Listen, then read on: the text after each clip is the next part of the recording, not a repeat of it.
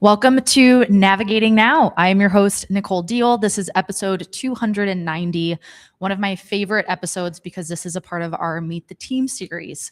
So today I have with us Madison Miller, a new associate consultant here at Thoughtium. Welcome to the table. Oh, thanks for having me. Yes. I'm excited to be here. So excited. What's like another word for how you're coming in outside of excited? Because we know two emotions can be true. Ooh, I think I'm like cruising to the end of the week. I feel like cruising. Great. Yeah. Great. What Fun. kind of car are you? Or is it like a different type of mobile? Ooh, maybe like an SUV. Okay. Like got some like space left for the day. Reliable, gets you there. Yeah, I'm an SUV today. And you can bring others along. Exactly. I love that. Bringing it back to our work. Love that. Great. Okay, so let's kind of go off this analogy of the SUV because it didn't always stay in Chicago. So you got to Chicago a few months ago. I want to kind of take a step back to like what led you here and where were you before. Typically in these episodes for any of our new viewers, we'll talk a little bit about how Madison got here. What are some of the things that she's most excited about that she's currently working on? And what I love to talk about is like, what do you have excitement around towards the end of the year? Because we're a little over halfway through and there's still a lot to be done. Yeah. So personally and professionally. So that's what I love about these episodes is we get to talk about you as a person and the professional. So shall we just begin? Yeah, let's dive in. So the car takes us back to Iowa. Is that right? Correct. Okay. Where do you want to start the story? Correct. I'll start at the University of Iowa. Great. I was just a senior at the University of Iowa. I graduated this spring. So lots of transitions happening in my life. I feel like a really big build season. I graduated and I started at Thoughtium 10 days later. So Crazy. Really got the SUV moving on that one. Sure did. Straight to Chicago along with the U-Haul. So I've been in Chicago for almost 3 months now. It's been amazing experiencing summer in the city. I think adjusting to post-grad life and trying new things has been really, really fun this summer. And I've been just overwhelmed with gratitude and excitement and energy around starting as an associate consultant at Thoughtium. It's been so fun so far to learn about our business, how we serve our clients and the work that we do. So I love it. Yeah. It's also cool that you're coming in at this level because it's a very new level. I don't know if you know that, but like associate consultants, we haven't had one before and we have a few now deemed as our young sprouts, which is just a term I have a lot of energy around because I was one who thought of it. Just one day I was like, you guys are the young sprouts. And I'm glad it stuck. Yeah. Because I think there's a lot of like richness that comes from that because you all have like this fresh perspective coming out of school with around topics, which we'll get into that we're already starting to talk a little bit about at Thoughtium. Enterprise leadership is one of them. So we'll get to unpack that. But you just have this like new lens to like the work that is just bringing a new energy. So thank you for that. Yeah. Yes. I love the appreciation. I feel like that's something Thoughtium has done really well is like welcoming my fresh perspective, even though I don't have 10, 20 X amount of years in the business space, making me feel welcome and honoring my perspective right away. I think that has been something really cool and refreshing. So I love that so far. Well, and just we got to talking a little bit about your like early career already. Cause I mean, 6 majors. We had 6 different majors in college. We also have had a handful of internships. And what I remember talking to you, what was like the biggest takeaway for me is like, you have all of these nuggets and things that you took from them. For like things that like, oh, this is definitely what I don't think I want to get into. And like, oh, I have a lot of energy and interest around this.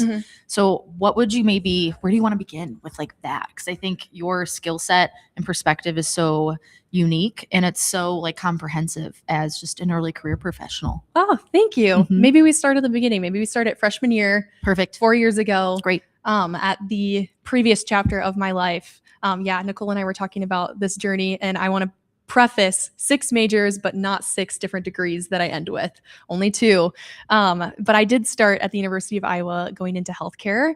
I thought I wanted to be an occupational therapist, and it kind of stemmed from the belief I wanted to work with people and make that a large part of my job on the day-to-day basis. And it didn't have much frame of reference outside of like a really structured career path. I still had a lot of learning to do about what skills I bring to the table and where energizes me. And so I had had at that time had some experience in occupational therapy. I loved kind of the client contact and the impact you can make in someone's life.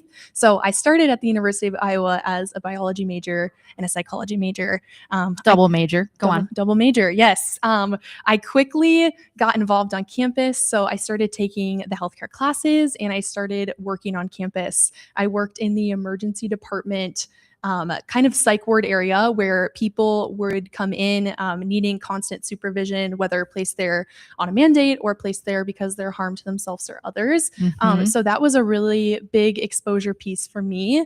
Also just in real world application outside of career path, seeing people in those vulnerable moments and kind of getting tossed into the deep end as an 18-year-old of just your typical, thing that you would get involved with alongside going to school. Yeah. How to navigate some of those really tough, just real life moments and how to guide somebody through maybe like the worst day of their life. And so I think that had a real impact on me. And as I kind of dove into the coursework and like saw where I wanted my life to start going, I started taking more business courses and leaning into this idea of having some impact in the business space. And so as I started the classes, we're skipping a few parts because I changed majors in the healthcare space like 4 times. Okay. We don't even have to list them all, but I ended up finishing at health studies from biology and kept that psych major throughout. And then I, utilizing kind of my psych major background, I was looking into things like HR, people support resources, sales, things of that nature. And so I got this really awesome HR internship the summer after my freshman year. Okay. And that really moved the needle for me because it was the first time I was exposed to not only a business space, but what learning and development and leadership development can look like within a company. That was something I had no exposure to previously. And as soon as I saw it, I was like, this energizes me. This is really cool. Not only can I spend a lot of my time connecting and building connections, but I can make an impact. I can make an impact in a way that I didn't know existed before. And so that was really, really exciting to me. And so from there, I officially switched my major to enterprise leadership, and I also kept that psych major. And from there, things just took off. I loved my courses. I got involved in the extracurricular courses they offered, so different academies through the program. I'm a huge champion for the University of Iowa Enterprise Leadership Program. I think it's a great area of study to really complement those foundational business principles along with this like kind of entrepreneurial mindset, communication skill set. So I could not say enough good things about it, but that is where I ended with a few other internships in more of like the training side of learning and development and compliance as well. And then communications as well. So ending my college journey with a very grateful heart. It was really fun. And a full toolkit. A full toolkit. This girl was just moving. Gosh. And I think what's nice too is what I heard is HR is so multidimensional and it gets a bad rap, It's like compliance, so important, but sometimes people just think about that as like, that is what HR is, but you got into, like you said, talent development, organizational effectiveness was another area that you had a lot of interest around, which I think is what's super cool about that is like org effectiveness, big picture strategy, and then talent development. Okay, how do we bring that to life? So you even had that exposure before stepping into a consulting firm, which is so cool. Yeah, it is crazy to look back on my experience and see, wow, I like saw the different parts of what we do here at Thoughtium before, and now stepping into a space that combines it all together and amplifies that impact has been really cool to see and really exciting. I'm like all of the fun parts of this internship that I loved and this like career path that I've taken so far have been rolled up into one. And it is Thoughtium. So it is Thoughtium. Safe to say I'm enjoying my time here so far. Love that. So let's talk about then at Thoughtium. I'm curious, what is maybe not a surprise to you where it's like, I learned about this in my studies and it shows up so true to form in the work that we do? And what's maybe something that like surprised you? Like, oh, we talked about it in school this way, but in reality, it looks a lot different. Ooh. That's a good question. Not one that you were prepared for. So take your time. I think the business fundamentals stays the same, and kind of like the client relationship, what businesses, typical problems that businesses are looking to solve for. Sure. I think that's pretty standard and not standard, but you just see kind of common cases in different pockets. But I think the part that is really been different and fun to see is the approach that we take to it, that really customized, really iterative design process when we're creating solutions for our clients, going outside of the box and not just following this one process every single time. I think that has been really, really inspiring to see, just to see how we flex to meet clients' needs and serve them best. And obviously that's not something you get to see in school when you're learning and having kind of classroom experiences. So I think that would be what's blown me away so far. Oh, that's awesome. Yeah, it makes me think of the season that we're in as a business, trying to figure out what is that maybe 80% of the work that we do that is very like standard. So we do have this tried and true, repeatable like framework and approach. And then what's the 20% that can flex to meet the like true client's needs? So you're getting to experience that in real time. Yeah. Very cool. Absolutely. Very cool. What's maybe some of the work that you're focusing on right now that you just have a lot of energy around? I have really loved stepping into the role of getting some chances to facilitate. I wonder why. She's really good with a microphone. I do really, as I've stated a few times, I love to connect with people and getting that like frontline access to teach, then also learn from people and our clients and our participants in our workshops and different offerings has been so fun. I think I've learned a lot about myself through this process, and just being able to refine that practice and flex that muscle has been fun so far. Also, to answer a later question, maybe that's what I'm looking forward to getting more into as well. That's awesome. And it's, I appreciate that you said facilitation, because, you know, like facilitation, presenting, very different, right? Presenting is we're like throwing content at people and hoping it just sticks. But you're noticing with facilitating, you're also creating space for people to bring their own perspective and just their own lens on a topic, which is like you're facilitating a conversation and holding space for people, which is very different than just like presenting at, because we don't do a lot of that. Yeah. You know? Yeah. It's an amazing chance, I think, to get people to like step away from their day-to-day work and to just, like you said, have this space to talk through things, to see a different perspective, and to really practice and apply those learnings. So I think seeing that in action has been really cool. And it didn't start here at Thoughtium. So I remember you shared with me, you were standing in front of your sorority facilitating some things. Is there any maybe like topic or something that stands out as something that you're really proud of that you remember like it was yesterday? Yeah, I think that is truly where I started learning how to public speak and get across a message. I think that experience to me was very developmentally important to my pathway. And so I'm very grateful for it. I think one that sticks with me is part of my role was hosting 3 trainings a year.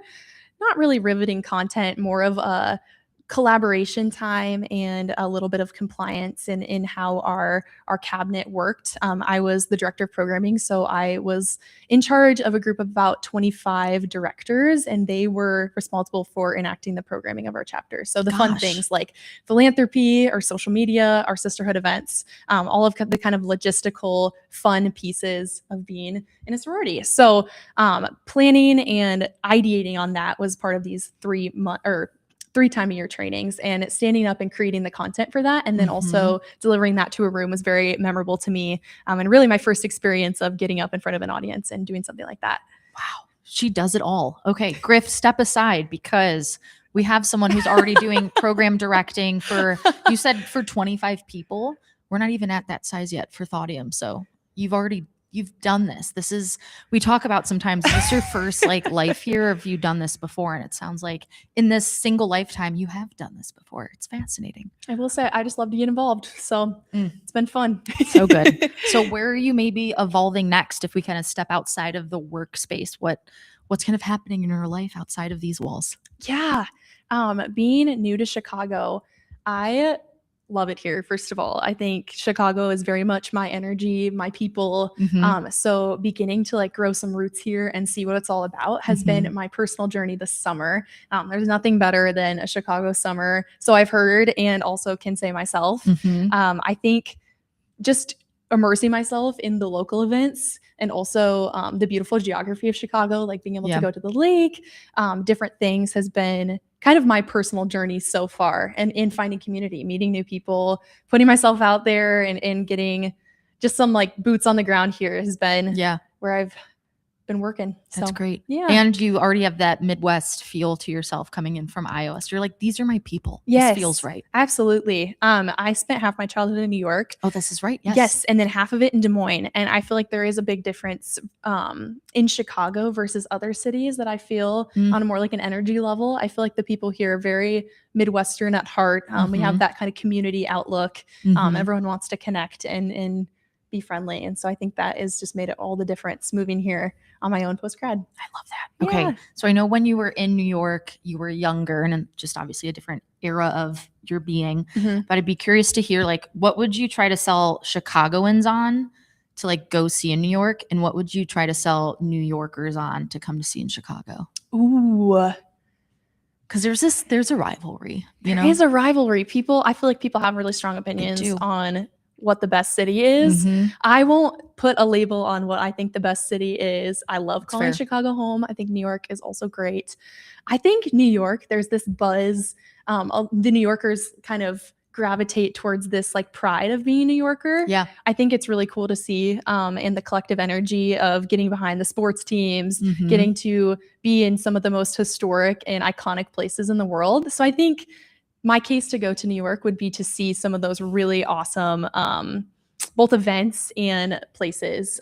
Go to the museums. Those are amazing. Go to a Yankees game. I'm a huge Yankees fan. I will say that is where New York is winning in my life. I have always been a Yankees fan. So that's my push there. For Chicago, I think Chicago has a very unique blend of like this Midwestern culture and feel. So like I said, that community and people from all different kind of walks of life coming here.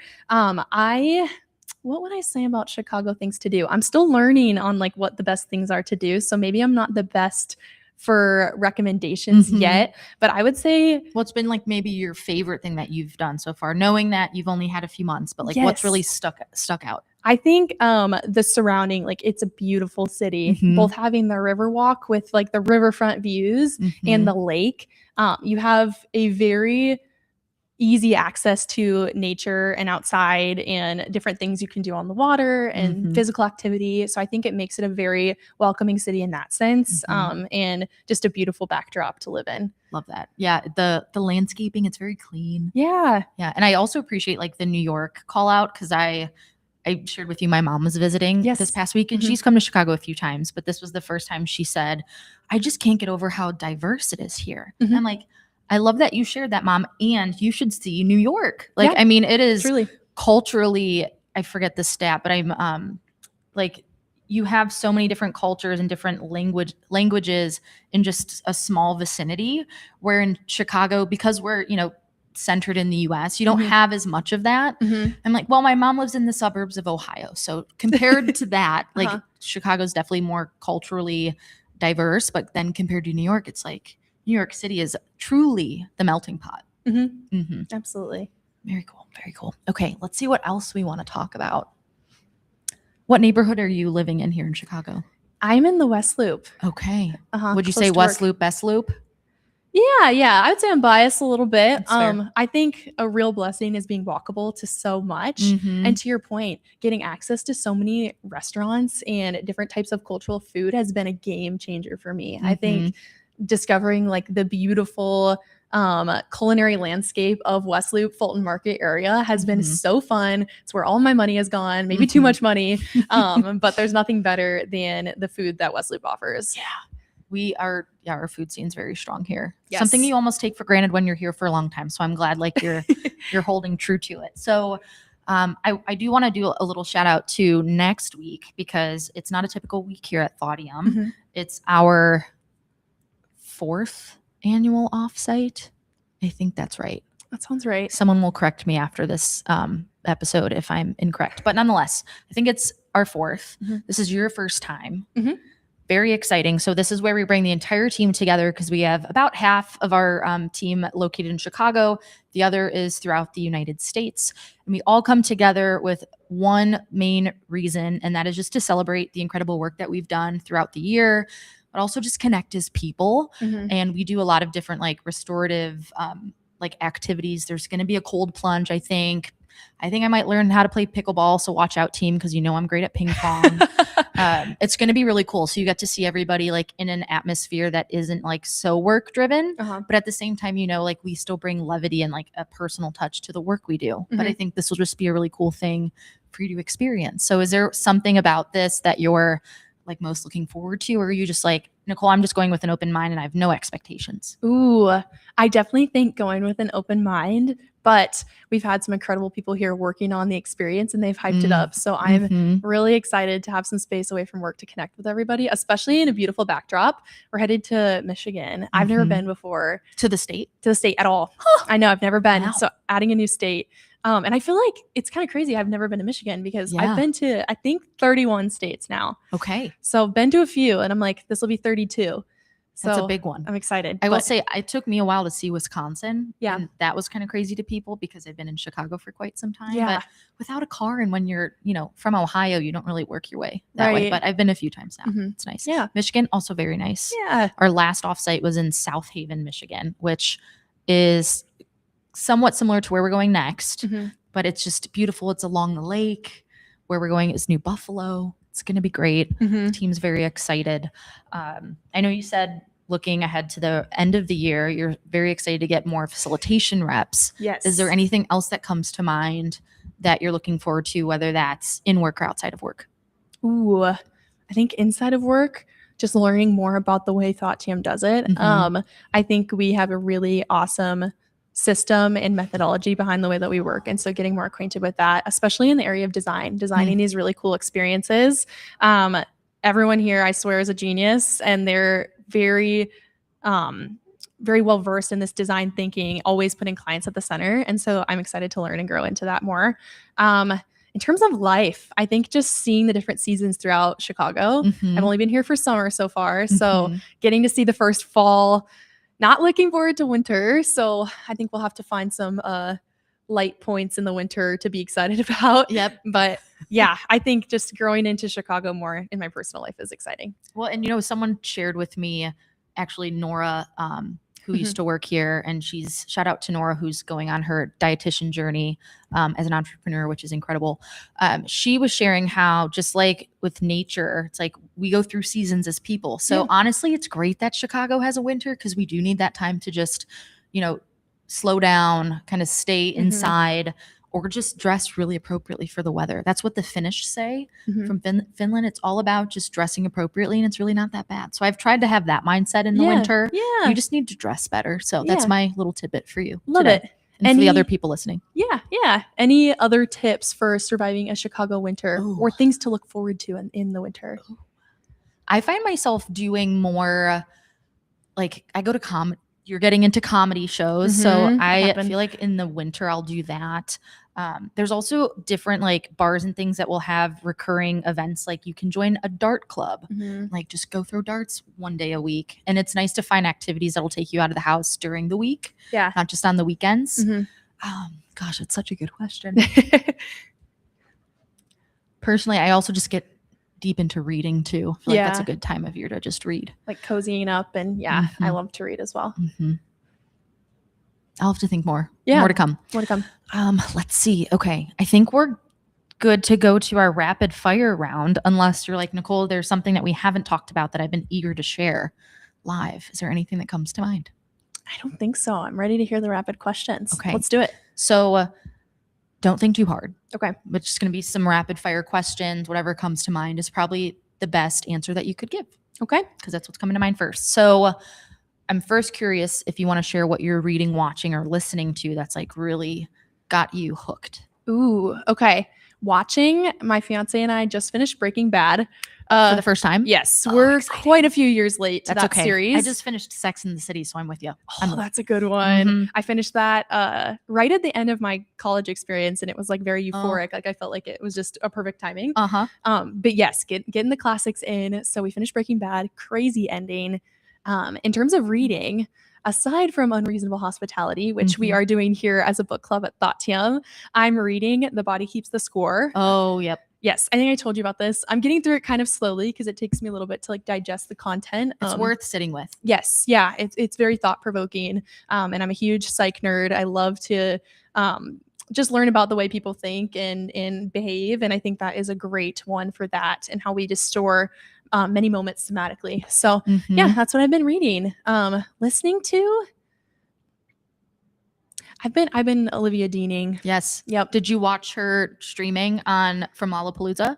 I haven't. I need Shucks, to. it's so good. I know you did. Yeah. Yes. Add it to the list. Okay. It's somewhere probably on the internet, I would imagine. Yes. It was very good. That's my watch or listening. Great. Coming soon.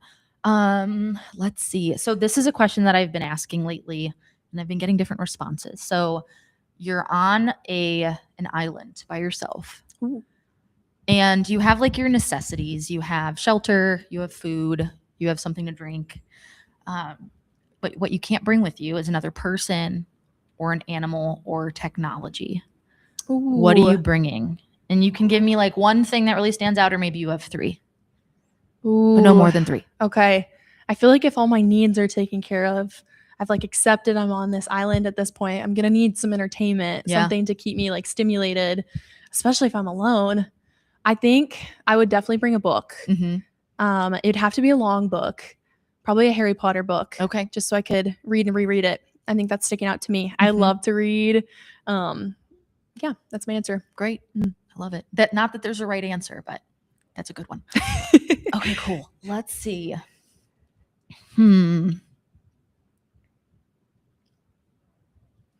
I don't know why this popped in my head, but what is Iowa's state bird? Birds have just been in my life as of late because I told you I just recently got a bird feeder. Uh-huh. And I know like a lot of states have state bird. I think all states have state birds. Do you know what Iowa's state bird is? I want to say, Is it the hawk because of the Hawkeyes? well, that's where my mind went immediately, but I want to say it's like a finch Okay. of some type. I could be very wrong, so someone will have to shout it out. But I want to consider it in my heart a Hawkeye Okay. because we're Hawkeye State. That's University of Iowa. Sense. So I'm going to say that's my answer, but it is definitely something different. We have homework. We have both homework. after We have homework. this. How many offsites has Thoughtium been on? What is the state bird of Iowa? Okay. A thought-provoking meet the team session. Right. Absolutely. More coming your way because this was episode 290 with Madison Miller here. So excited to have you all join us every Thursday at 3 p.m. Central. You can find us at thoughtium.com/live. One of my favorite episodes today, Meet the Team. Thank you, Madison, for being a part of it. And we'll see each other next week at the offsite. Yes, we will.